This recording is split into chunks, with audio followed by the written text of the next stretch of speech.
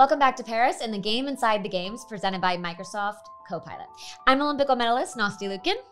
And I am high performance psychologist Mike Gervais. And together we are bringing you an inside look at the games like never before.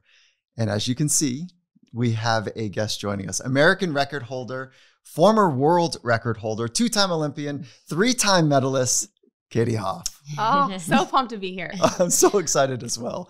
It feels like it's been a long time coming. I know. I feel like we've just been like DMing back and forth, and then it finally came to fruition here. Yeah. So, and it's been even longer. Sorry to interrupt you guys, but for us, we competed on the same team. It's amazing. And in Beijing. Yeah, and I don't even know when the last time we saw each other was. So Beijing. In Beijing, there was the last time. That's sad. I feel like maybe I know maybe it's like not like at events, but like yeah. So thank you for bringing everybody together. A reunion. I know. It's so fun to talk about the game inside the games, like all the little things that normally don't get spoken about or brought to the surface because of, I don't know, media doesn't want to talk about it. But the psychology, the internal experience for the athletes is at the center of the whole thing. Yes. And so you guys both, you're legends in your field, and the wealth of knowledge that comes from being inside the amphitheater, it can't be bought. It can barely be understood by many. And so we just want to celebrate those things that you've come to understand. So let's just start with your experience. You were flying as a kid. Like, you were really good. And the whole world was recognizing what you were doing. And then you arrive young. What was your first games? First games was actually Athens. I had just turned 15. Okay. I mean, you couldn't even drive. And here you are representing the United States of America. What was that like for you? Overwhelming. Overwhelming. I think people always say like, oh my God. I think actually now it's coming into view more of like, oh my God, because at the time it's just like, no, like you just make an Olympic team, you know? And now I have friends where they're like, my child is 15. I can't imagine my Billy in 9th grade going and swimming at the Olympics. Are you insane? But it's like you're normal. Like you don't know anything else in like a not bad way, but it feels very. This is really weird. It's your normal. But it is. No, it's like it's all you know. And it's like you put a check by it. Like not to like take away from the actual experience, but it's like you train your whole entire life, all of like 15 years for essentially that moment. And you're just like, oh, okay, cool. Made the team. Like it doesn't feel strange. So it does, right? It doesn't. And I actually, I keep saying this to people. I went to the opening ceremonies for the first time. Obviously, when I was competing, I was swimming the next day, so I didn't attend. You've talked about this. But it was the first time that I actually realized that being an Olympian is cool. Wait, like as in a few days ago? Like, yes. A few days ago?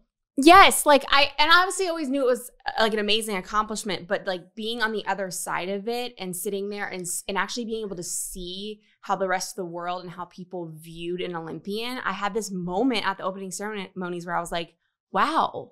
Like, this is really cool. That's it. I can understand, but so it was your first time? Yeah. I mean, like, you've been to like a swim race since you've stopped competing? I've never been to, this is my first Olympics. Okay. So I've never been to, or World Championships. Okay. Or so really, so I guess that would make sense. Yes. But I'm like, okay, can I? But I want to get to the overwhelming part. Like, that's why I think it hit you later, is because you were flooded the first time. For sure. With this feeling of overwhelmed. So normal, but overwhelmed. I want to understand did that hit you when you got on the plane? Did it hit you when you landed? Was it, what did you say the first one was? 2004? 2004. Yeah. Did it when you landed, when you first put on your uni? Like, when did the overwhelmment take place? I think it started to get overwhelming at camp, and it's the pre-camp. Pre-camp, so let's explain that. Is that you're tapering to go to nationals? And Olympic trial. So they don't do this anymore. But you go to Olympic trials, you make the team, you don't go home. Your parents send you stuff, and you just go right into training camp. That's right. That was the same for you. We would go home and then have our camp was also another Olympic trials. So like it was like, it was only topped anyways. Similar. Yeah. So that's typical what happens, I think, to a lot of sports now, there's a staging that happens before the games. It's a training before the games. Yes. And it's intense. This was for most sports, like you were training 6 hours a day. Yeah. Like it doesn't, nothing changes. It's even more like you're with your Olympic team for the first time as a team training, just you guys together. And it's also mostly college kids. So to be 15, I was homeschooled. Like there was some bullying. Like it just was not a comfortable and welcoming environment at the time. Wait, why? Amongst your Olympic teammates? Why is that? I think, I don't know, right? I think there were a couple people that I probably was just like a very naive, youthful 15-year-old. And I feel like at the time, there just wasn't the same type of chemistry on the team. Like I feel like I look now and it's obviously Instagram as a highlight reel, but there's a lot more youth. There's a bunch of 16, 17-year-olds and they're all together. Yeah, similar in gymnastics. Like you look at the gymnastics team now and Simone is, obviously the leader, but with Hesley, she just turned 16. She was 15 last month. And so to see, and hopefully it's like that across all sports now where, these older athletes can kind of take the younger ones under their wing because especially you were there, you've been there, you felt that. And so I think that's like really important when you're going into something and it's your first time. Everything is like, whoa, you don't know what to expect. You don't know like anything. And so to not have that, or to even not just have that, but then to feel like even taking it a step further, bullied or whatever, like not supported must have been really difficult. Really difficult. Yeah. I was already feeling like, because we talk about this too, where you either have the goal going into of making the team, or you have the mindset of like, okay, the team, making the team is just a step on the way for the Olympics. Yeah. And for like medaling. For you, it was a standard or expectations that you could medal. I would say in 2004, I mean, I went from essentially like nobody to dropping 10 seconds in a year and winning both my events at trials. So it was like this, like there wasn't this gradual climb. It was like 0 to 100. And I think for me, I'm always someone where it's like, okay, like I want to just gradually climb. And the reason it was overwhelming is I just didn't feel like I was quite ready for the experience yet. So pull apart the bullying just a little bit. There's all of the anxiousness that comes with competing at a large event and a sense of loneliness that you might have had because of the age separation and the kind of ostracized bullying piece. Is that fair? Like all three of those emotions? Yeah. Which like, I'm like, as a 15. I'm like, obviously I was overwhelmed. Like when you talk about it now, does it still have energy for you? Like sadness or some sort of feeling that is in you now, or do you feel like there's been some healing? There's definitely been some healing. I mean, there's a reason it's been 16 years since I've been back to my first Olympic Games. So that's intentional. That was like fully intentional. So like I've done a ton of work to get to that point. So you almost, and you also chime in here and correct me, but blocked out maybe the thought of the Olympics being even cool, like any positive feeling about it intentionally until 16 years later now, because you say it, you went to the opening ceremony and for the first time you realized like, this is cool. Like, did you intentionally maybe block that feeling of allowing yourself to feel it was cool because of the pain or the trauma that you had felt? I think a lot of it is I always viewed it like I have to be a gold medalist or it's not an accomplishment or it's not an accomplishment I feel good about. And so I think that was my awakening of sitting there like, no, like just being an Olympian is a really cool and incredible feat. And up until that point when people would say that and like, you know that you're like, oh, you're an Olympian, like, oh my God. And I would always kind of be like, thanks, and then dreading the next question of like, did you win? What'd you medal? Yeah. So I think that's a big piece of it. Yeah. It sounds crazy, but it took you 16 years to heal from being an Olympian. Yeah. Yeah. From your Olympic experience. I think that is remarkable. I mean, we look at the Olympians, whether they medal or not, like they're special and different. Totally. And you're not. You had a really heavy emotional experience and it was infused with the way that you understood yourself at a young person. That's what we're trying to do. Who am I? And whoa, I'm not like them. They're bullying me. I'm kind of nervous and overwhelmed. I feel a little lonely here. And I got to go do something that is really quite electrically intense. Yeah. So the trauma some people might think, what kind of trauma are you talking about? That can flat out be real trauma. Yeah. And so when the circus leaves town, this is a way I relate for folks that are not Olympians. When the circus comes to town and it's amazing and there's all these rides and the Ferris wheel or whatever those things are, and it's electric and lights and fun and people are celebrating. And then when that circus leaves, there's lots of trash. The grass is trampled. Yeah. It's kind of a disaster. There's an emptiness that's there. And no one's like really attending to that part, which is the post-Olympic blues. So you had pre-Olympic unique stressors, and then afterwards, you didn't feel great about your experience? No, I mean, both 04 and 08, but 04, I felt like I had failed. You know, I didn't medal in 04. Right. I made the final, but I definitely went through I feel like 04 and 08 are very different. 04, I had this experience of devastation, but I had this feeling of like, okay, no, like I'm gonna prove. I was on like a comeback redemption tour. So 04 to 08, you fueled with that, like that motivation. Oh yeah. Was it to prove others, or was it like, I know there's more in me and I'm going to work? Oh, like I'm an affirmation addict. It was definitely. What does that mean? Hold on, that is a new shirt. Like I love your shirt right now. Wait, like, yeah. I mean, I feel like I get it. No, I've never like heard it or used it, but I'm like, me too. Yeah, no, I'm addicted to affirmation, like from others. Like I almost like words of affirmation from other people. Like I want it. Yeah, yeah. Like I thought you were going like self-affirmation. Like I'm the greatest. That'd be way healthier. And way easier and like okay, less trauma. Way less. But yeah, I mean that to me is like, yes, a little bit of wanting to prove it to myself, but I was so affected by the comments in the media and stuff people were saying. And so I was like, okay, like I'm out to prove to people that I am here to stay. And it worked for a while.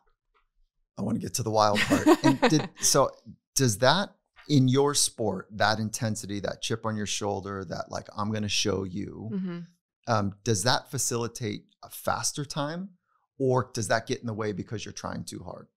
And in my mind, I'm thinking easy speed, which I'd love for you to talk about, because it's a phrase in swimming that doesn't maybe translate. Yeah, I don't. Yeah. He brought it up once, and I was like, easy speed. It's a great. It's the best ever. If you could buy it with money, I'd spend $1 million on it. Yeah. Okay. All right. Well, there's a science that would support it. Yeah. Right. Yeah. And so we can get into. Aren't you like, I wish I would have known you all these years ago. Like, I would have been helpful. Very helpful.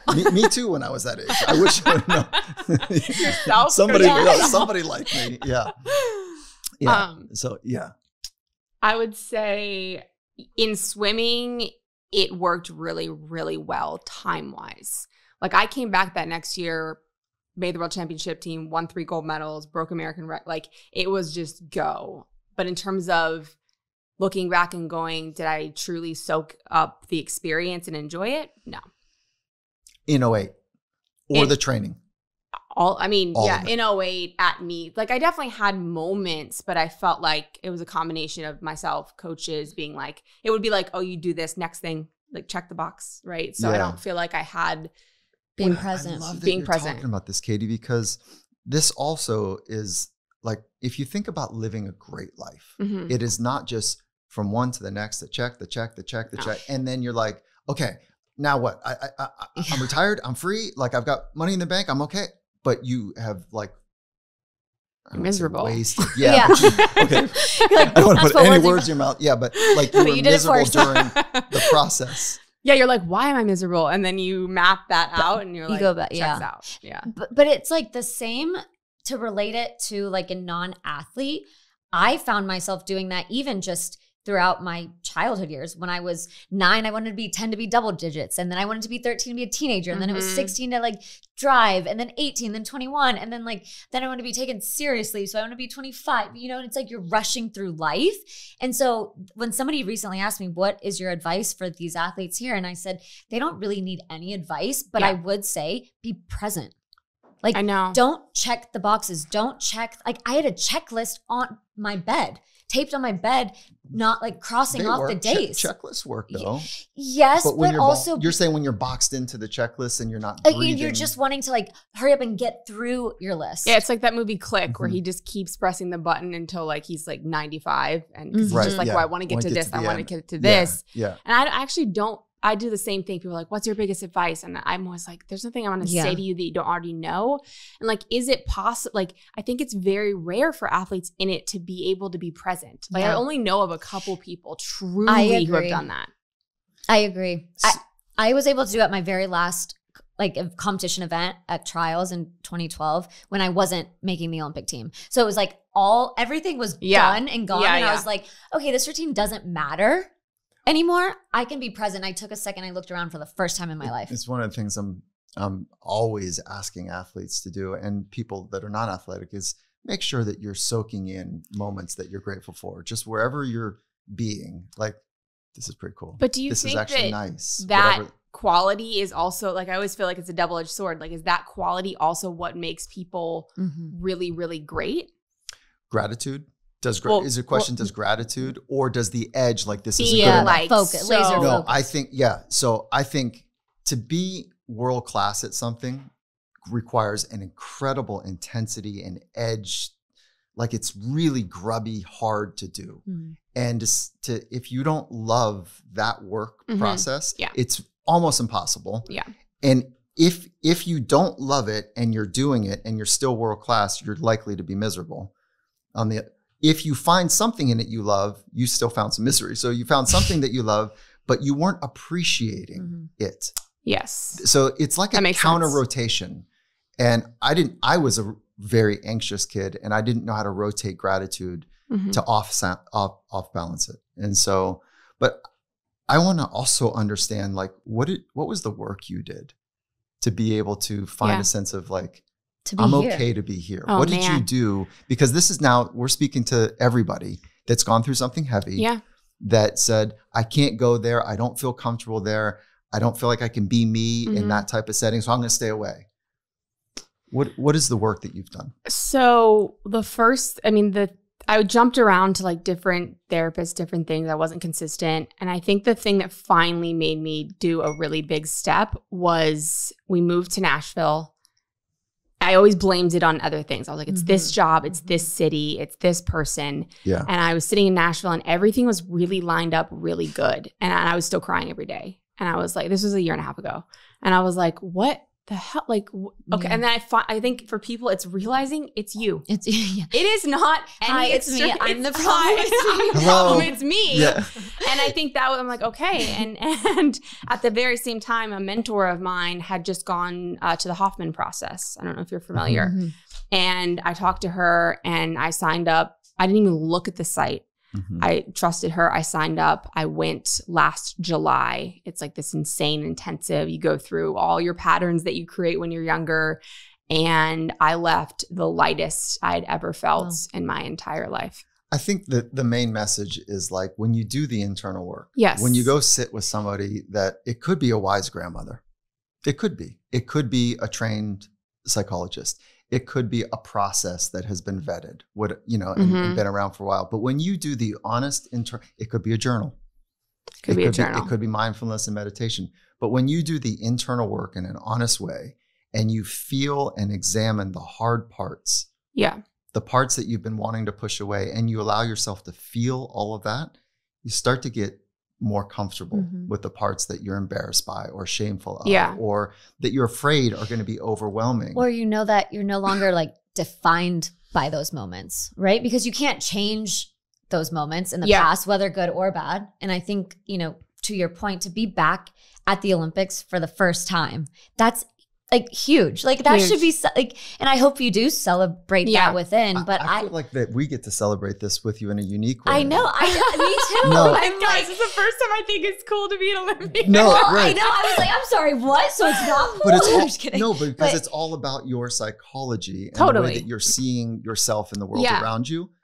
And so when you're watching the games and you're watching some of the athletes, I mean, you were touched out by 4/100ths of a second. Is that right? 7/100ths, yeah. And the 400 free, which is like, a 4-minute race. So it's like it's 1/100th and the 50. I mean, this is like, you run that back 100 Actually, times. I've never watched the race back. Oh, you're coming back tomorrow. we're doing this together. We are not doing we're this together. We're going to go full no. in. 16 more years? Like, how many more Olympics? So I went back. It was awesome. And then I didn't go back until 2032 because I went on this podcast and watched this race. Yeah, I was sweating. It was unbelievable. Yeah, right. No. Okay. Wait, but have you replayed it in your head hundreds of times? Yeah. I mean, I think... So 2008, I was swimming. Actually, it's funny. The race that I got touched out in was not even my best race. It was like, I mean, I was one of my top races, but the 400 IM is my best race. I still have the American record in. And which also, by the way, you might want to say that again. I still hold the American record. Under your breath a little bit. You can say that again. Yeah. I still have the American record in the 400 IM. Yes. But this race in particular, I got touched out. And of course you think like, okay, is it the finish? Is it, over the course of 4 minutes, there's a million different things that could account for 7/100ths of a second. So you don't know yet to this day because you haven't watched it, or you?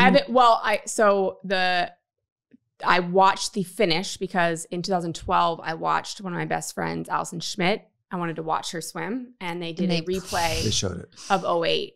Yeah. And it sent me into like a spiral. I can imagine. Yeah. And like being in that environment. That's like, right. And like, yes. And then like the relationship that you have with her, right? Like, I'm watching on TV only because I want to watch her. Right. And then they replay like my most traumatic moment. You're not prepared. No, for you're that. not prepared. This was like, I've seen this play out a number of times on world championships for folks.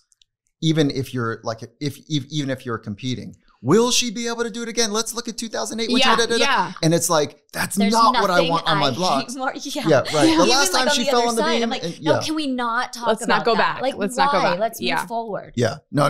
That's not how it works here. No. So, but I mean, going back to that. I mean, at the time when it happened, I still had more races. So in my mind, it's like, okay, cool. Silver medal. Compartmentalized. I still got, I swam all 9 days. So so you're out touched. I'm out you touched. look up. I look up. Was that, I want to go to the first. I touched and I'm like, I knew it was tight and I was like, dear God, please hear my name. Please hear my name. That was your first thought. Yeah. And then you looked up. Yeah.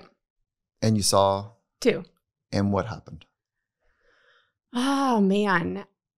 I feel like I was obviously disappointed in that moment. But not at the level that I think I would have been had I known that was the closest I would get to a gold medal. Like I still had a ton of races left that I thought, I thought our relay would get gold. I thought, I had another shot in a couple other. So it was like, yes, disappointment, but silver medal, cool. On to the next. I have more chances to win a gold medal. So this is really important because there's come to find out later that all of those expectations and you take another silver.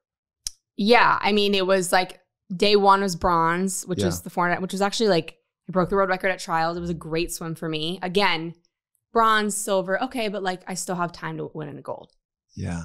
Yeah. Did you look at, so when you see your, like a number 2 by your name, do you keep looking at like the time, like immediately to see how close it was? Did it was they probably make a mistake? Instantaneous. Like it was like second by how much? Like it wasn't even like second, like, oh my God, like celebrate. Right. It was like, cause you can see. Of course. Right? And of course, like we always say second, nothing against a silver medal. It's like incredible. But when when gold is the goal. Yeah. And when then gold like is you're the goal. that close.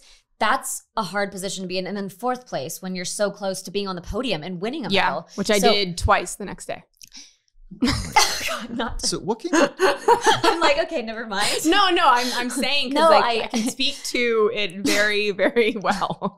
Yeah, it's like, I think that there's more to teach from that perspective. Yeah. Than I agree. Somebody who is almost a freak that wins everything. It's like, wait, hold on. You're not like me here because you've won everything and I've lost plenty. So this is why like some of the greats when they say, look, son, I've lost more, I've learned more from losing. Yeah. Like I agree with that. You're extraordinary and you understand the pain of being just that close, which I think a lot of us understand. Yeah. What is there something not to be a reductionist, but is there one important takeaway that you could think about for the listener who's like, or the viewer who's like, wait, how do you deal with that? How do you like have a gutted experience and then get back together?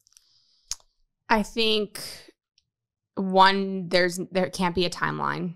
Like, I think there cannot be a timeline because it took me a really long time. And so giving yourself grace in however long it's going to take. Yeah. It's going to take. And then something else that you said is like, talking about like the journaling or how do you overcome trauma.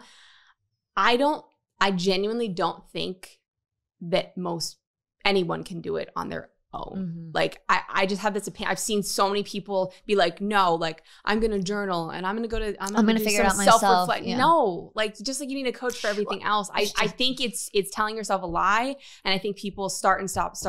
And then they don't break through the other end. And that's why I did Hoffman. Cause I was like, I need someone to force me to do it. Like you said, just like we did in training. Like you can't. The accountability, the wisdom. And especially when you're used to being coached your whole life. You know what I mean? Like you're used to having that guidance. And then it's that painful. No one wants to be in pain. No one wants to make themselves go there. Like, and that's why you have those people to be like, no, we're going to run through the fire. Like we're doing that. So. Yeah. Awesome takeaway. That was good. Katie, thank you for sharing your suffering. Thank you for sharing your wisdom. Happy to help out. Thank you for sharing your smile and your laughs and about for the being whole here, thing. like at the Olympics. Again, that's like a huge accomplishment. It truly is, and I hope you feel that way because it is cool to be an Olympian, and it's just cool to obviously like know you as a human and as a person. But I think a lot of people will be able to really feel and hopefully learn that. Everything that you've been through, like you're still, like you should still be proud of yourself. You should still feel that you're way more than all of that you did. And just again, by being here and with us, we're happy to have you and proud to know you and proud to have you here. So thank you. And I love your podcast, Thank Unfiltered you so Water. Much. Yeah, it's so much fun. And you guys are having a great time. And I want to support people to go check that out as well. Thank you. Yes, Unfiltered Waters, another product of Hoffman. Got back and I was like, I'm ready. Let's start the conversation and do similar to what you guys are doing, like uncover the layers beneath the surface. Awesome. Yeah. Thank you, guys. All right, now it's time for our AI Insights brought to you today by IBM and Microsoft. IBM is unlocking business transformation with Copilot for Microsoft 365. We talked about the power of gratitude today.